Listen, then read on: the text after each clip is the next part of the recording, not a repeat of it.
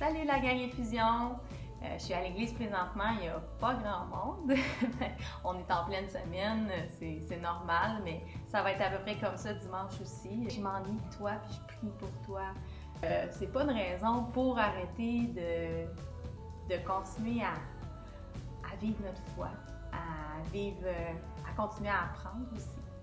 Alors cette semaine, je me promenais un peu dans l'église puis j'ai retrouvé notre activité qu'on avait fait pendant le mois de février sur la méditation et je me dis que ça serait une super activité à faire avec tes parents, avec tes frères et sœurs pour vraiment repasser dans ton cœur la parole de Dieu. Qu'est-ce qu'on a pendant ce temps où on ne peut pas vraiment sortir, rencontrer des gens, où on doit rester à la maison, on peut aller un peu jouer dehors, mais pas trop loin. On a une ressource qu'on a rarement durant ce temps, une ressource qui nous manque habituellement, c'est du temps. On a plein de temps!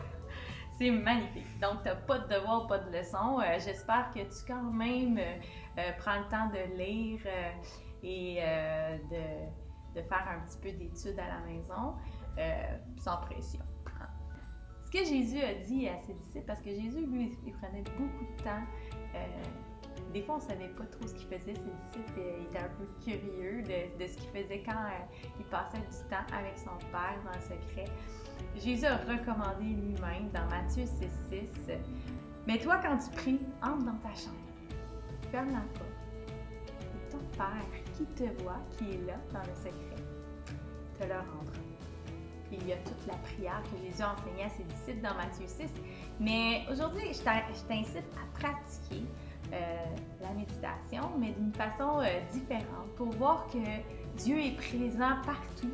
Il n'est pas présent qu'à l'Église, parce qu'il vit en toi. Si tu as accepté Jésus, le super cadeau de Jésus comme ton Seigneur et Sauveur de ta vie, le Saint-Esprit habite en toi et tu as la présence de Dieu partout où tu es. Ça, c'est magnifique. Ce que tu dois faire, tu prends une étoile comme ça, ou si tu n'en as pas, parce que là, on est limité dans ce qu'on peut aller acheter, tu peux prendre un coroplaste, donc ici, qui est un peu plastifié, ou même un carton, je pense que ça pourrait fonctionner, une feuille de carton bien solide.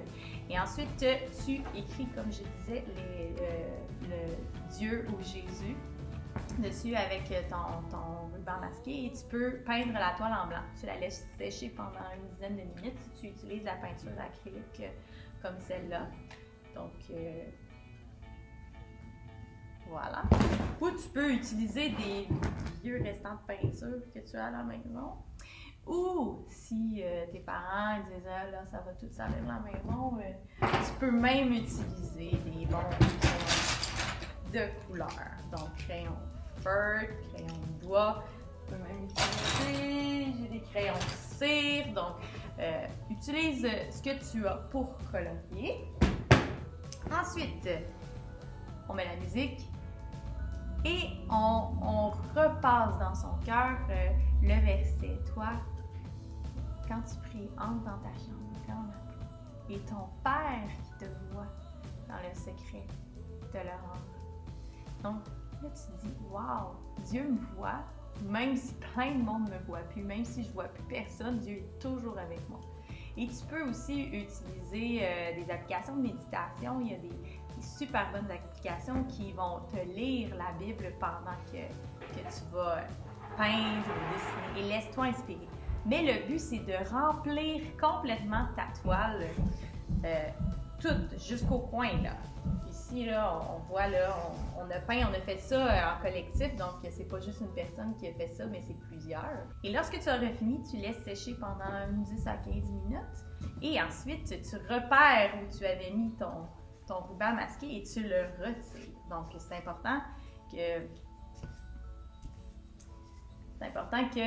tu aies peint partout par-dessus. Et là, ce qu'on voit, c'est que lorsque tu vas avoir peint partout avec les couleurs que tu aimes, tu peux faire même des objets, tu fais ce que tu es inspiré, tu verras plus, ça va être difficile de repérer où tu avais mis le ruban. Et ça peut nous rappeler que parfois, il se passe toutes sortes de choses. On a l'impression que Dieu n'est plus là, que Dieu est plus présent, on le voit plus, on se dit, mais voyons, avec tout ce qui arrive dans le monde, comment ça, que Dieu fait rien, pourquoi il n'est pas là?